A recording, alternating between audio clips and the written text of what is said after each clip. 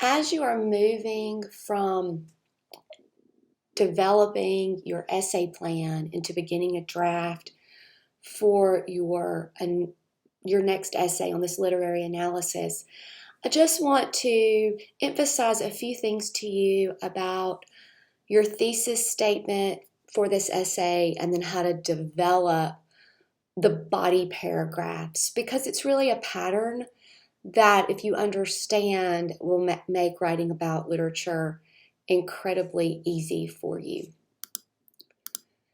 So you know that what you're doing in this assignment is basically arguing for your interpretation of the literary text. And you do that through your thesis statement, through the claim that you make about the particular poem. And that becomes the controlling idea of your essay, what you're trying to prove. I usually tell students to use language from the prompt given to formulate your thesis. And you guys have pretty much already done this in your essay plan, where you made some statement about what one of these poems had to say about happiness. I've just given you some sample ones just to re-emphasize the point.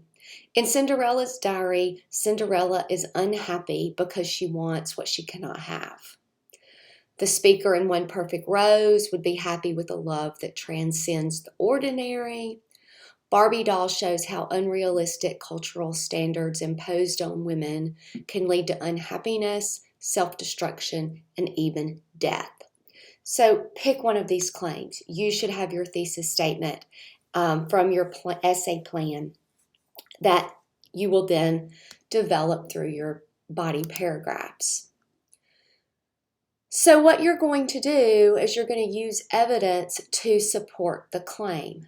Now, where that evidence comes from are the facts, the details, the descriptions, the incidents, the key terms, the phrases from the text itself, really paying attention to the most relevant of the 9 elements we used for analyzing poetry.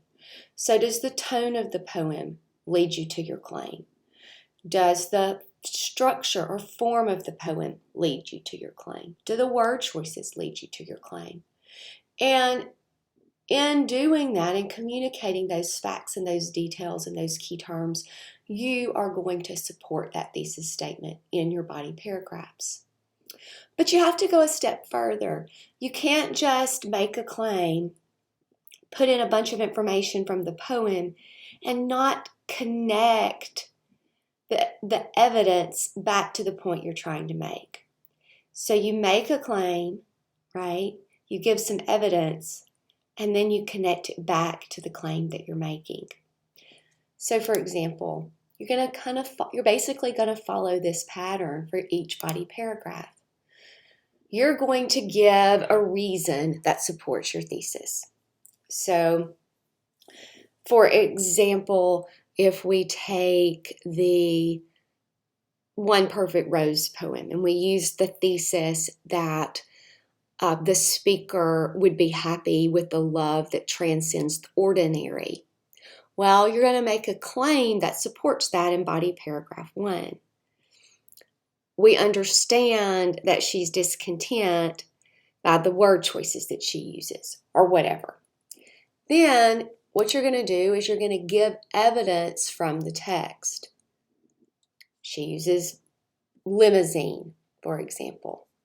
Then you're going to interpret the meaning of the evidence. You're going to explain why that word limousine works within the poem to prove that the poet wants a love that goes beyond the ordinary.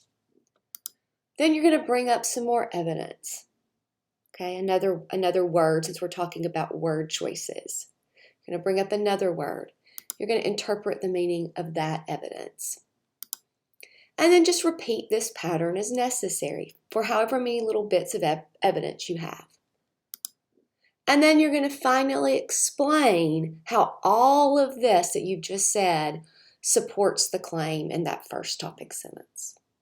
So if you repeat this pattern for each of your points, for each of your body paragraphs, you should have a very well-developed paragraph.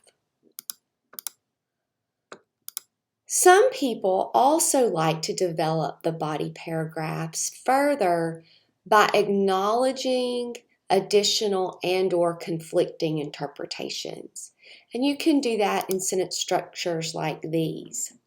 Others might argue and give a different interpretation for that word, so that she doesn't want something out of the ordinary. She's just greedy, right? With the word limousine. But I believe that the solidity, the long-lastingness of the limousine suggests that she wants a long-lasting love, something beyond the ordinary rose. Or the same thing here. Some readers may find the word limousine to have a negative connotation, suggesting that the speaker is greedy. However, I think that word shows us that she is looking for a love that is enduring and long-lasting and beyond the ordinary. So you can always include something like that within your discussion. But the main goal is to follow that very simple pattern. Topic sentence, evidence, interpret the evidence, evidence, interpret the evidence, repeat as necessary, deal with the opposition if you choose to, and then a clincher sentence that sums everything up.